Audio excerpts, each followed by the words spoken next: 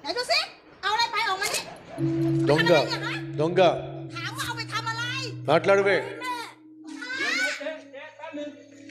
దొంగతనం చేశాడటండి మందులు దొంగతనం చేశాడు మందుల షాప్లో.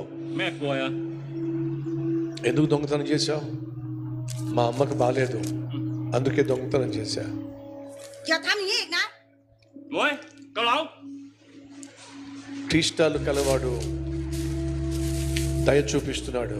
మందులు డబ్బులు ఇచ్చాడు, కొంత ఆహారం పెట్టాడు. ఆ పిల్లాడిని చూసి ఈ ఆహారం పట్టుకెళ్ళన్నాడు.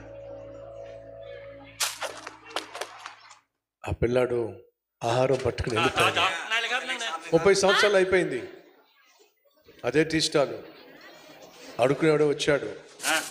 จัดไป అదే దానం చేయటం, అదే మనసు. ต่ออะไร తర్వాత ఆర్డర్ ఏమిటి?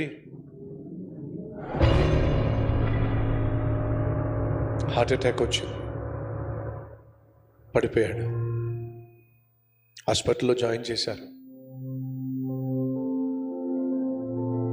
మందులకు డబ్బులు లేవు, ట్రీట్మెంట్కి డబ్బులు లేవు. బిల్లు చూస్తేనేమో లక్షల్లో వచ్చింది. ఎలా బిల్లు కట్టాలి? తలడిల్లిపోయింది కుమార్తె. ఒకే ఒక మార్గం,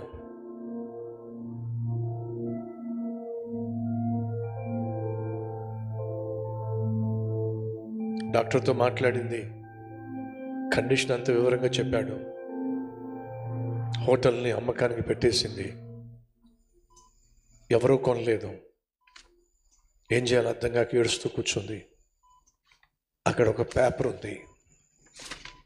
ఏంటది?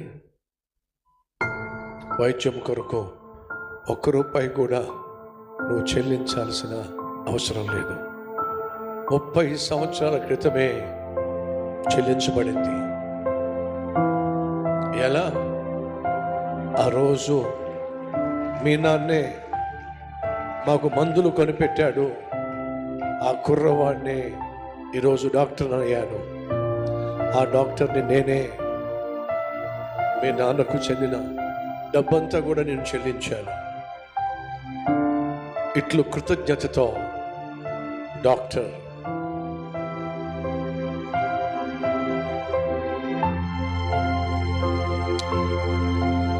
దయను చూపిస్తే అది తప్పనిసరిగా